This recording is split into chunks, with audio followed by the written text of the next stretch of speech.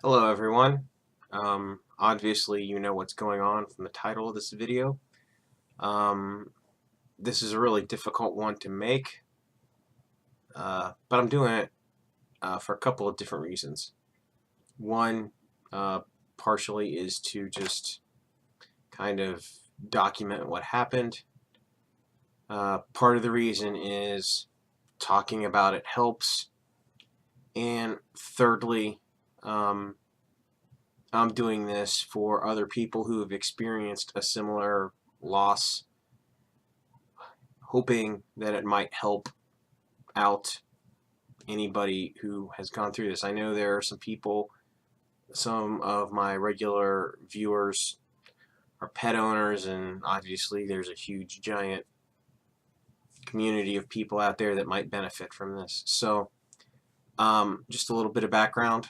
First off, the cat's name was JJ, and JJ was probably around, I think he was right around 17 years old.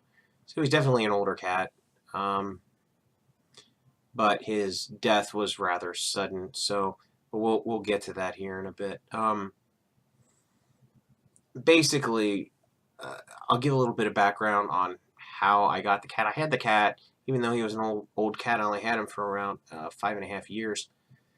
And the reason I didn't have him longer is because the whole reason I got him is I've mentioned this in some of my other videos.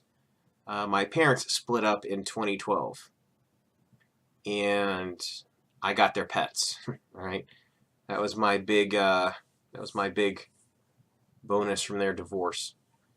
Uh, you know, which is fine. I am a pet person. I don't consider myself a dog person or a cat person. I'm very fond of both. So I just consider myself a general pet person. So taking these pets in was totally not really a problem. Um, Especially, this cat. He is very sweet and affectionate. Great to have around. You know, right there, you see him back when he was healthier, obviously, uh, doing his favorite activity, which was laying in the chair that's directly next to mine.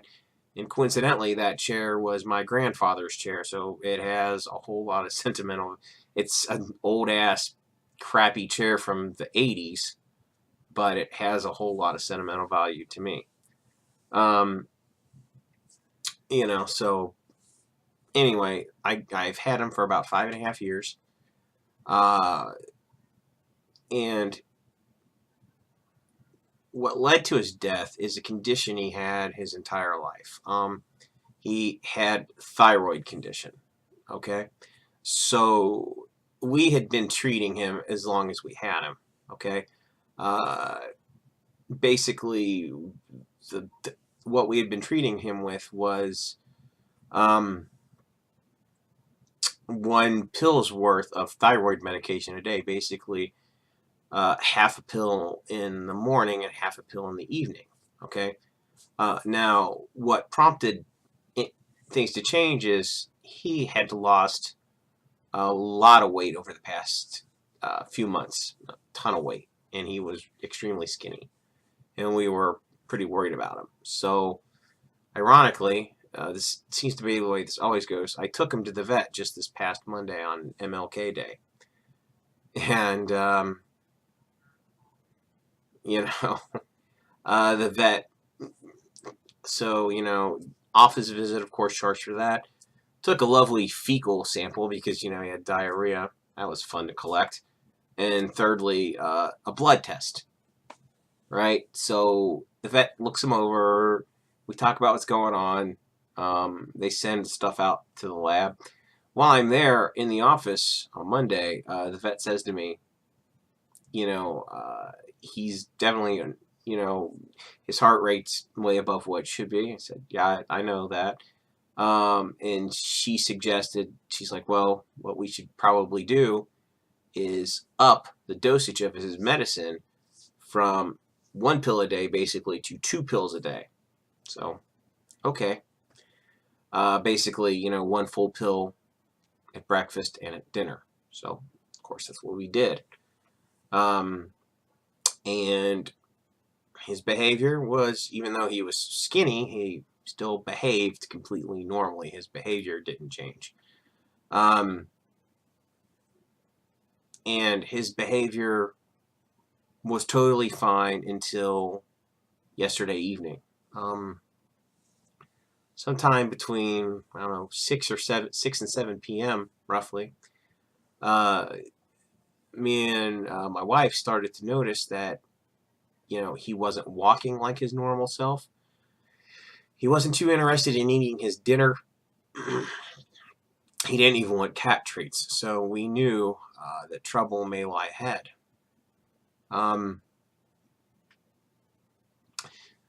Interestingly enough, another pet that I had that died back in 2013, he had had a similar night to that about a year before he passed, but he survived and went on to live another year. Whereas, so even though the cat was clearly showing some signs of distress, I wasn't sure if it was time to have him, euthanized yet. So as the night progressed, he actually did eat and drink. So that was an extremely good sign. He also behaved slightly more normally. He laid in that chair one last time, I guess, because that was the last time he did. And he, I gave him a little bit of milk as a treat, and he absolutely attacked that milk. He devoured it really quick. So I was like, okay, this is a good sign. Maybe he's gonna pull through this, and we'll see what happens. Well, but in my mind, I knew that there was a decent possibility he wouldn't make it. So this morning, I woke up, I don't know, probably around 7:30 or so, and truthfully, when I woke up, I was afraid to come down here and see the cat because I was so worried about him. So I kind of just laid there and eventually woke my wife up about maybe 10 after 8 or so. And we came down here at about 8:15 or so this morning. And he was not laying in his favorite spot. So the alarm bells immediately go up. He was laying by the furnace, and he was alive, but he was not really moving. He couldn't walk. He looked like he was in extremely bad shape. Clearly, at that point, we knew that the end was near.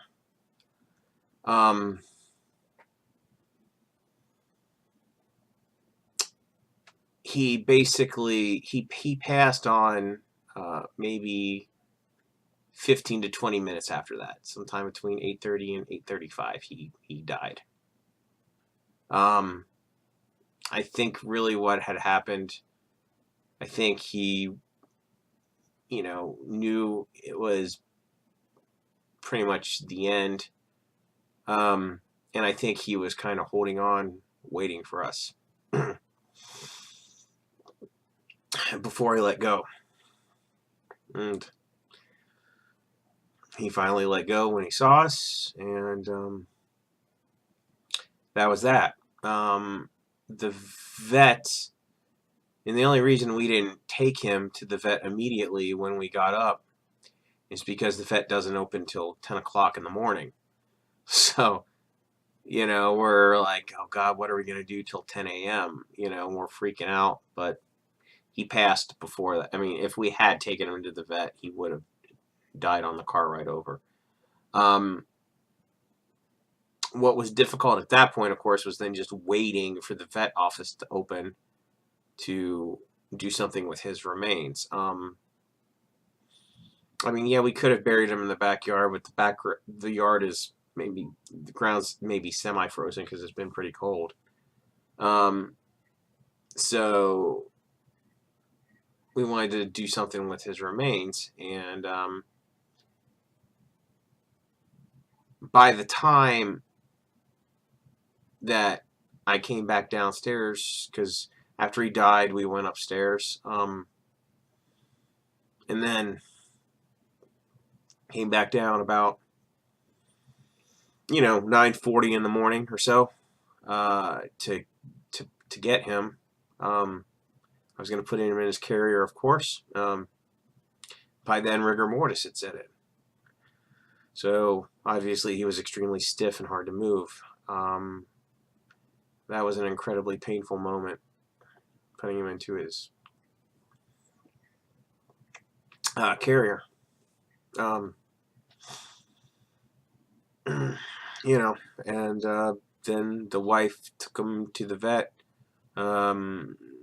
We chose to have him cremated and, put in a box, basically. A box with his name on it. So, that was my experience. Sadly, when you have a pet, you know that this is an inevitable part of having a pet. I don't know if I consider myself a pet owner. See, because to me, anything I own, I don't feel grief over losing it. For example, my entire house could burn down, right? As long as my pets and, family was not in the house when the house burned down, how would I feel? Well, I would be pretty damned upset, obviously, because if I lost everything I owned, I'd be really, really upset. But like anybody with half a brain, I have homeowners insurance. So it wouldn't be the complete end of the world, but it would be pretty devastating. But I would not be grieving like this. I can pretty much guarantee that. Because it's not like another example of, like, say your car is dying, you're not gonna worry about your car and it's not the same. So owner, I think, is not a great term to use when describing the relationship with a pet. I just say, like, caretaker would probably be a better description, or really, in a lot of ways, they're like your kids. If you have pets, you understand this. In fact, a lot of times you can like them better than your human kids, because your human kids are usually a huge pain in the ass. But anyway, I'm getting off base here. That's basically my story. I know I'll be going through this again in probably a year or two, because the dog that I have from that marriage is about 14 years old. And I know what dogs' life expectancies are. So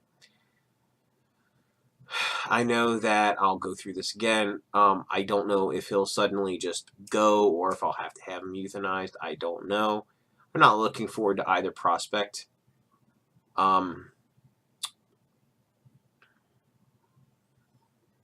It's a horrific thing to deal with, but it's part of having a pet, and that's pretty much all I have to say on this subject.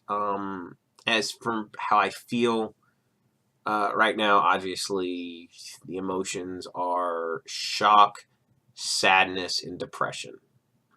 And that's just how it's going to be for a little bit. Then what will happen is because he's not the first pet I've ever lost. I've lost other pets. It's the first pet I've made since I've been making these silly ass videos, though. Basically, at least for me, the process usually goes something like this. You feel that initial wave of emotion. You very slowly return to normalcy. And then after that, you just always miss that pet. There's just a hole left that never gets filled by anything else. So anyway, that's it. I hope this helped some of you. That's it. See you guys around.